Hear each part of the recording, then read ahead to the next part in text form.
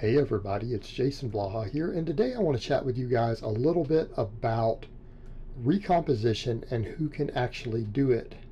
And I think on the front end of that, I need to clarify what I mean by recomposition. Let's define our terms.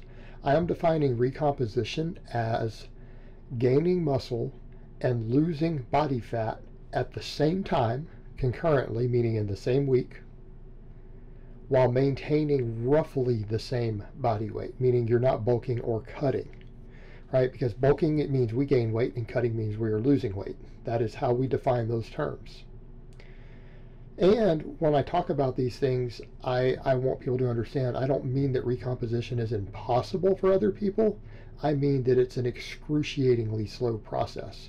In other words, you might look at someone and say, well, I could recomposition a little bit in a year. Yeah, but if it's only 2 pounds, are you really willing to put an entire year's worth of work in to recomposition 2 pounds? Okay? To gain 2 pounds of muscle and lose 2 pounds of fat for an entire year of busting your ass.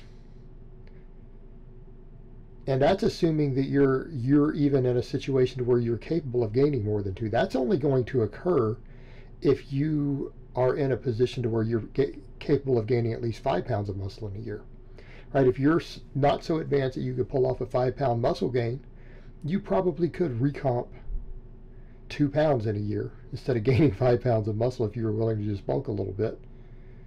Right? You could possibly do that if you're not very advanced yet, if you're not in these categories.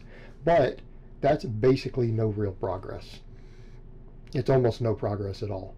So who are the people who can get away with this? And it's going to be on a sliding scale. These are not exact definitions. This is a sliding scale. If you are a novice, recomposition is much, much easier. What do we mean as a novice? Someone who is barely training or has just started training. Someone who's just started working out.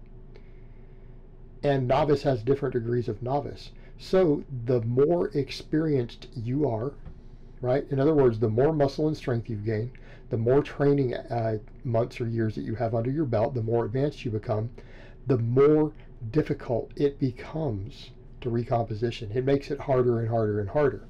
And again, we're not saying it's impossible as it slides down there. It's just that it starts to become less and less and less. It will get to a point very quickly to where if you literally just bulked for 6 months and then cut for 3, you would end up a lot bigger and leaner than if you tried to recomp. That's what we mean.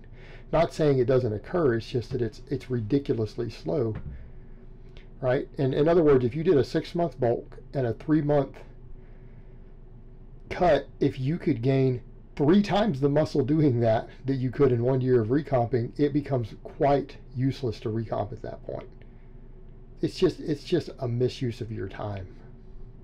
If your goal is to actually make progress, and if you're happy with where you are, hey, that's fine. If you're not trying to get bigger, stronger, leaner, or anything else, that's fine. But the more experienced you become, the far more difficult it becomes to recomposition. Okay, who else can do it easy? People who are fat. People who have a lot of body fat. And some people will say, well, how do you define that? We don't need to. The fatter you are, the easier recomposition is. How's that? Sliding scale. We're not defining, oh, at this point you can recomp and this point you can't. Okay? Actually, we can at a certain point. When you get really lean, recomposition actually becomes biologically impossible. Hey, where do we put that at? Well, let's say someone has been training for several years. They're no longer a novice lifter, right? They're an intermediate, possibly an early advanced, probably by 10% body fat, 12% body fat. Around that range, recomposition will actually become basically biologically impossible, meaning no significant measurable degree of it will occur. In other words, you could work really hard at recomping for 6 months and the DEXA scan won't change. It won't read a pound difference either direction, fat loss or muscle gain, right? So the leaner you are, it can become a possibility. But as body fat goes up, the ability to recomposition goes up in proportion, in a sliding scale. In other words, someone who's 20% body fat can recomp easier than someone who's 15% body fat, and faster too. They can do it faster. Someone who's 25% body fat can probably recomposition more quickly and more easily than someone who's 20%. You guys understand it's a sliding scale, right? So this is for natties. This is for people not using anything. These are your pair of sliding scales: training experience and amount of body fat, right? The fatter you are,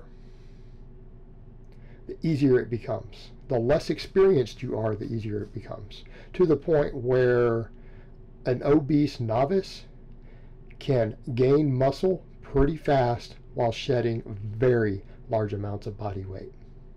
Okay, so how's that for it? An advanced lean person probably cannot recomposition at all. Zero. What about when substances come into the mix? And you guys know what I mean. We're talking about anabolics, right? We're talking about pharmaceutical substances that help build muscle and burn fat. We're not talking about some silly supplements. We're talking about the real deal. Okay. These substances make recomposition easier, some of them more so than others, in a dose-dependent manner. Just like we went over and we talked about a sliding scale, right? We talked about a sliding scale for the others. The more experienced you get, the harder it becomes. The less experience you get, the easier. The fatter you get, the easier it becomes. Well, these substances work in a dose-dependent manner. The more you use, the easier recomposition becomes.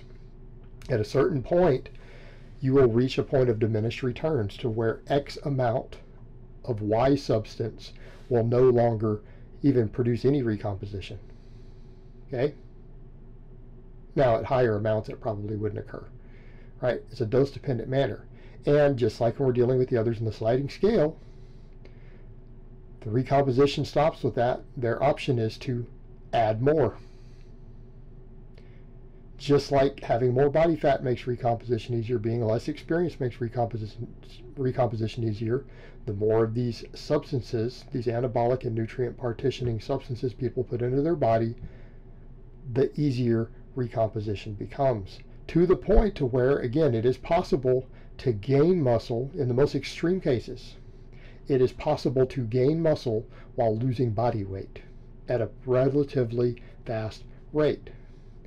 Again, keeping in mind, though, that still slides with the body fat that we discussed before. It doesn't break all the rules. It just gives a massive advantage. You get to a certain level of leanness, and you may start losing muscle anyways. Okay? Again, unless the person increases the amount. This is the reason bodybuilders use such absurd amounts of these things.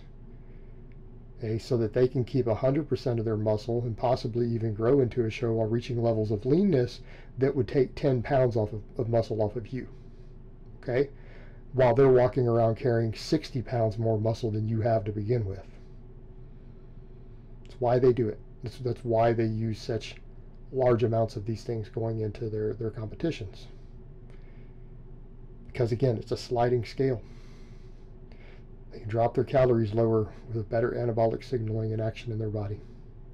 So these are your three variables that determine it. And we have to include the last one because, quite frankly, most people in the industry use. Almost every person giving you advice who has a name in the industry is on something. That's just reality. And a lot of recreational people do too. Most athletes do. So it has to be included because it will explain why people see someone say, well, they're breaking these rules. Well, that's why. Okay? It's that simple. That's why they're breaking these other two rules. And that works on a sliding scale just like the others do. It's not a set yes or no. It's not a pass-fail. It's a continuum. All right, guys, well, that's really all I have to say on that today. I hope it's been informative, and I will talk to you guys next time.